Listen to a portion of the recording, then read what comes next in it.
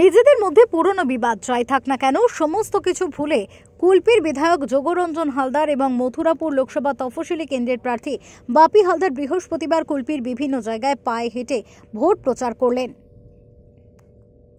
সঙ্গে ছিলেন তৃণমূলের কয়েকশো সমর্থক। উল্লেখ্য, লোকসভা নির্বাচনের প্রার্থী ঘোষণার আগে বিভিন্ন সোশ্যাল মিডিয়া এবং সমর্থকদের মুখে মুখে রটে গিয়েছিল এবারে লোকসভা কেন্দ্রে প্রার্থী হতে চলেছেন যোগরঞ্জন হালদার সহ বেশ কয়েকজনের নাম।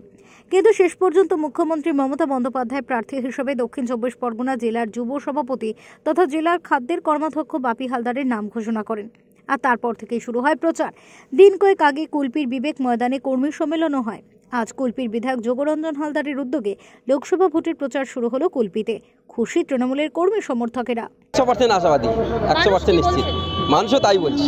মানুষের আবেগ উদ্দীপনা মমতা বন্দ্যোপাধ্যায় অভিষেক বন্দ্যোপাধ্যায়ের প্রতি জোড়াফুলের যে আবেগ, সেই আবেগ বলছে আমরা 100% নিশ্চিতভাবে জয়ী হচ্ছে। 42টি আসনের কথা 42-এর 42 এই বিষয়ে কোনো সন্দেহ নেই। সন্দেশখালীর যে ঘটনা সেটা কি কোনোভাবে প্রভাব পড়বে? দেখুন, সন্দেশখালী অনেক খালি বিরোধীরা করতে চাইবে। বাংলার বুকে অরাজকতা তৈরি করা, বাংলার বুকে সাম্প্রদায়িক সম্প্রীতি নষ্ট করা তাদের একটা কাজ। এই কাজ বাংলার মানুষ মেনে নেবে না। বাংলার মানুষ মমতা বন্দ্যোপাধ্যায়ের সঙ্গে আছে, অভিষেক বন্দ্যোপাধ্যায়ের সঙ্গে আছে, জোড়াফুলের সঙ্গে আছে। দক্ষিণ চব্বিশ পরগনা থেকে গোপাল শীলের রিপোর্ট, ওঙ্কার বাংলা।